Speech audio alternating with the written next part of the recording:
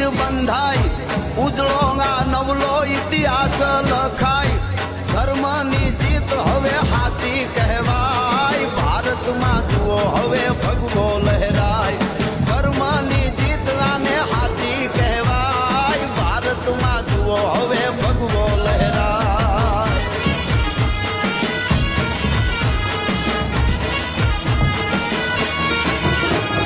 સૌરાષ્ટ્રે સોમનાથ ડાડો સોહાય, ભૂગવતા દરિયાના મોજા અથડાય. હાવજની ધરતીમાં હવને બરકાય, ભારતમાં